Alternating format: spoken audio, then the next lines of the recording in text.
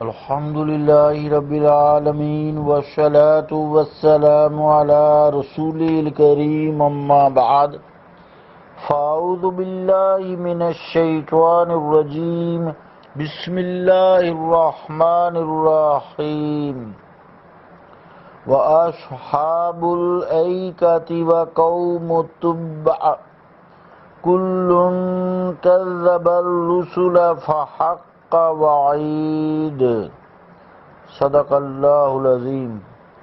واجب الاحترام سامعین، السلام علیکم ورحمۃ اللہ وبرکاتہ۔ سورہ کاف کی 14 نمبر آیت تلاوت کرنے کی سعادت حاصل ہوئی۔ اس آیت کا ترجمہ یوں ہے: نیز ایکا کے باشندوں اور تبع کی قوم نے ان سب نے جھٹلایا تھا رسولوں کو، پس پورا ہو گیا ہمارا عذاب کا وعدہ۔ اللہ کا قول سچا ہے جو بڑی ہی عظمت والا ہے۔ عزیزان گرامی قدر، السلام علیکم ورحمۃ اللہ وبرکاتہ۔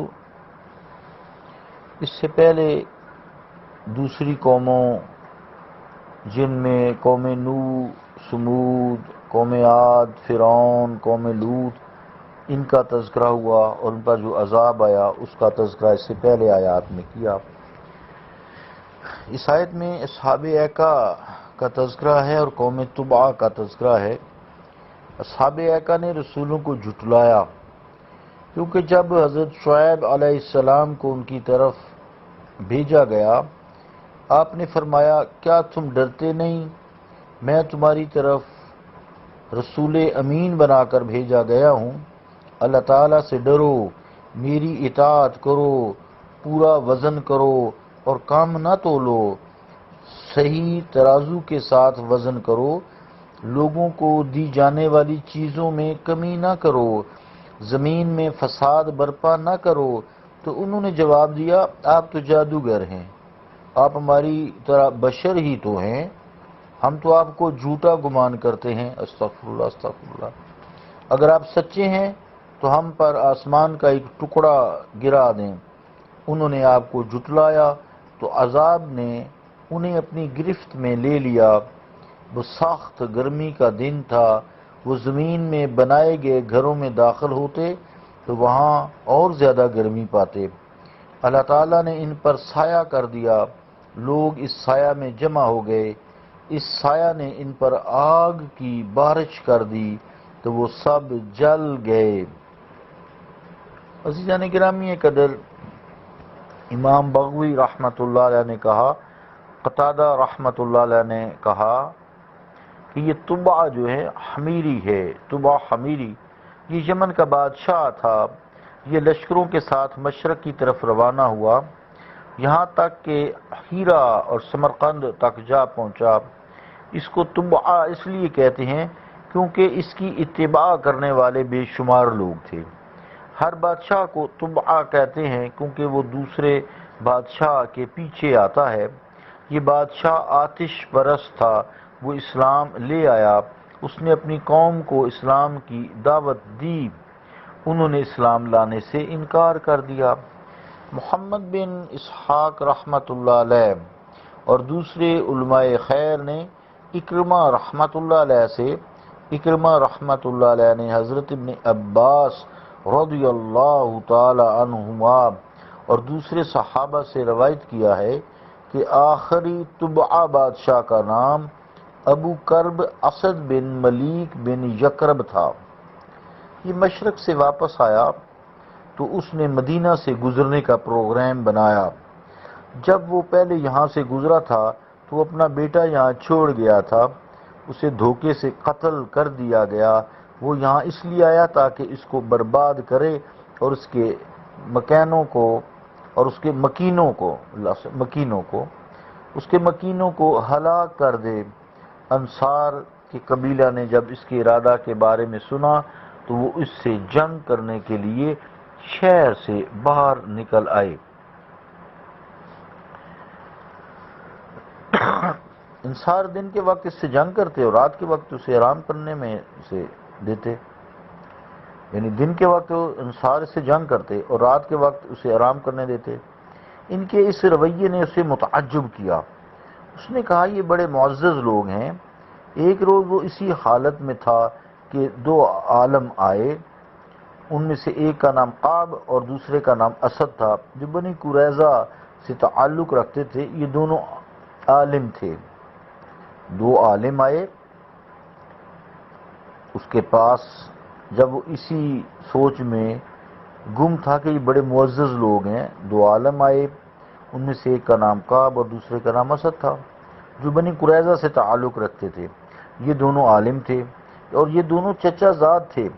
جب انہوں نے یہ سنا کہ طبعہ نے مدینہ کے رہنے والوں کو ہلاک کرنے اور شہر کو برباد کرنے کا ارادہ کیا ہے، تو ان دونوں نے اس سے کہا، اے بادشاہ وقت، ایسا نہ کرو، اور اگر تم اپنے ارادے سے باز نہ آئے تو ہمیں ڈر ہے کہ کوئی آفت تمہارے اور ان کے درمیان حائل ہو جائے گی، کیونکہ یہ جگہ اس نبی پاک صلی اللہ علیہ وآلہ وسلم کی ہجرت کی جگہ ہے۔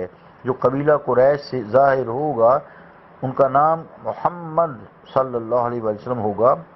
آپ کی پیدائش مکہ مکرمہ میں ہوگی اور یہ ان کی ہجرت کی جگہ ہے۔ جس جگہ تم اب ٹھہرے ہوئے ہو، یہاں آپ کے ساتھیوں اور آپ کے دشمنوں کے درمیان بڑا معرکہ ہوگا۔ طبعہ نے کہا، جب وہ نبی ہوں گے تو پھر ان سے جنگ کون کرے گا؟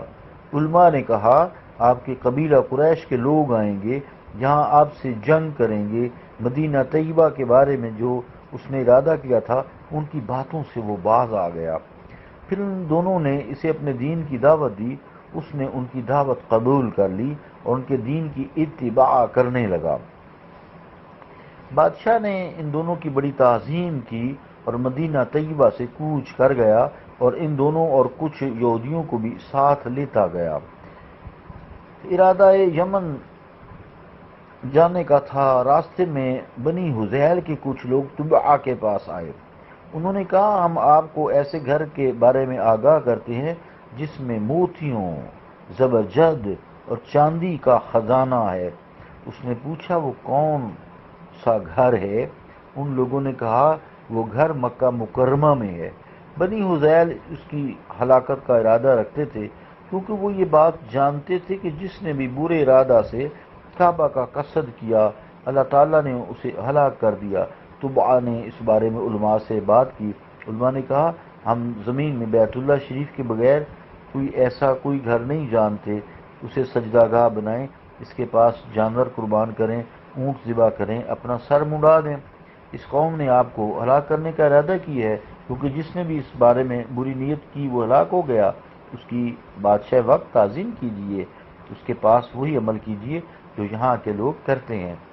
جب علماء نے بادشاہ کو یہ بات بتائی تو اس نے بنی حذیل کے ان لوگوں کو پکڑ لیا، ان کے ہاتھ پاؤں کٹوا دیے، ان کی آنکھوں میں سلائیاں پھروا دیں، پھر انہیں سولی پر لٹکوا دیا۔ جب وہ مکہ مکرمہ آیا تو بطاحہ کی گھاٹی میں اترا، بیت اللہ شریف پر پردہ چڑھایا۔ یہ وہ پہلا شخص ہے جس نے بیت اللہ شریف پر پردہ چڑھایا۔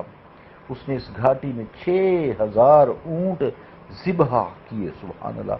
وہاں 6 دن تک رہا، بیت اللہ شریف کا طواف کیا، بال کٹوائے اور واپس چلا گیا۔ جب وہ یمن کے قریب پہنچا اور داخل ہی ہوا چاہتا کہ حمیر آڑے آ گئے۔ انہوں نے بادشاہ سے کہا، تم اس شہر میں داخل نہیں ہو سکتے کیونکہ تم نے ہمارے دین کو چھوڑ دیا ہے۔ بادشاہ نے انہیں اپنے دین کی طرف دعوت دی اور کہا، یہ دین تمہارے دین سے بہتر ہے۔ لوگوں نے کہا، ہمارا فیصلہ آگ کرے گی۔ ایک پہاڑ کے نیچے آگ تھی، جس معاملہ میں اختلاف ہو جاتا وہ اسی آگ سے فیصلہ کراتے۔ وہ آگ ظالم کو کھا جاتی اور مظلوم کو کچھ نہ کہتی تھی۔ طبعہ نے کہا، تم نے انصاف کیا ہے۔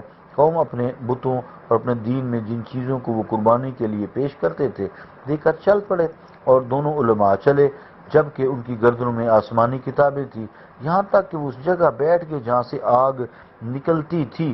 آگ نکلی وہ بڑی، یہاں تک کہ وہ بتوں، قربانی کے جانوروں یا قربان کی جانے والی چیزوں اور حمیر کے لوگوں کو کھا گئی۔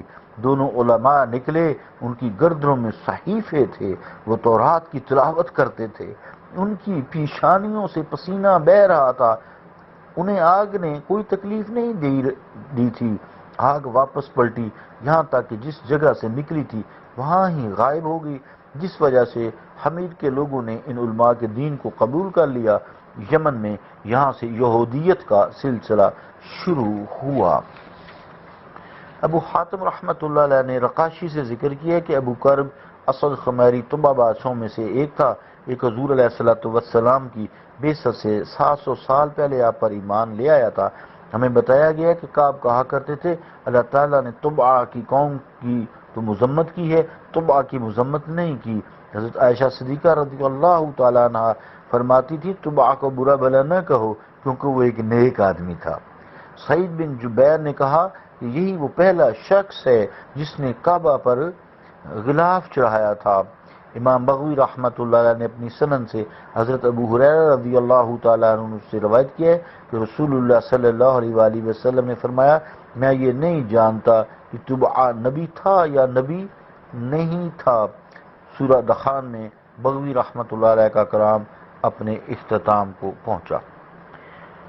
ہر ایک نے یا ہر قوم نے یا سب رسولوں نے جھٹلایا، تو یہاں اس آیت میں یہ بھی فرمایا گیا ہے کہ جس نے رسولوں کو جھٹلایا اس کے لیے عذاب الہی آیا اور اسے ہلاک کر کے ملیا میٹ کر دیا گیا۔